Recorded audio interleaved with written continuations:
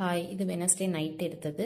So Wednesday night நான் இடியப்பம் செய்யலாம்னு சொல்லிட்டு தான் பிளான் பண்ணேன். ஸோ இடியப்பத்துக்கு பார்த்தீங்கன்னா, இந்த மாவு வீட்டிலேயே நான் ரெடி பண்ண மாவு தான். ஸோ அதனால அது வந்து நார்மல் வாட்டரை ஊற்றிட்டே நம்ம பிசைஞ்சாலே இடியப்பம் நல்லா சாஃப்டாக வரும். ஸோ நான் இடியப்பத்துக்கு பார்த்தீங்கன்னா, இது வுட்டால் செஞ்சது. ஸோ வீட்டிலேயே இது ரொம்ப வருஷமாக இருக்குது.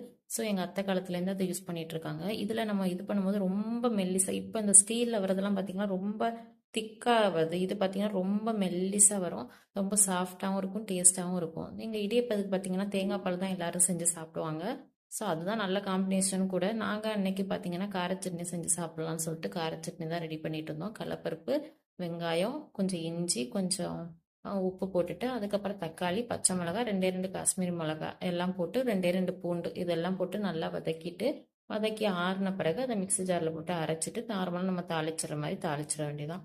தாளிச்சிட்டு அதுக்கப்புறம் இடியப்பமும் ரெடி ஆயிடுச்சு, சட்னி ரெடி ஆயிடுச்சு. எல்லாம் சாப்பிட்டு முடிச்சுட்டு அதுக்கப்புறம் சாப்பிட்டு முடிச்சோடனே நைட் எப்போவுமே நான் கிச்சன் ஃபுல்லாக க்ளீன் பண்ணிவிட்டு பாத்திரம்லாம் வாஷ் பண்ணிவிட்டு படுத்தாதான் காலையில் ஸ்கூலுக்கு ரெடி பண்ணுறதுக்கு ஈஸியாக இருக்கும்னு சொல்லிட்டு எல்லாமே க்ளீன் பண்ணிவிட்டு பாத்திரம்லாம் நல்லா வாஷ் பண்ணிவிட்டு அதுக்கப்புறம் நாளைக்கு காலையில் பார்த்தீங்கன்னா ராஜ்மா செய்யலாம்னு சொல்லிட்டு கொஞ்சம் ராஜ்மா ஊற வச்சேன். எப்போவுமே வீக்லி ஒன்ஸ் ஆச்சு நான் அந்த ராஜ்மா கொடுத்துருவேன். அதில் நிறைய ப்ரோட்டீன் இருக்கிறதுனால அந்த ராஜ்மா செஞ்சுருவேன். ஸோ அதை ஊற வச்சுட்டு அதுக்கப்புறம் தூங்க போயாச்சு. ஸோ இந்த மினி விளாக் பிடிச்சிருந்தா கொஞ்சம் லைக் பண்ணி சப்ஸ்கிரைப் பண்ணுங்கள் சேனலுக்கு. தேங்க்யூ.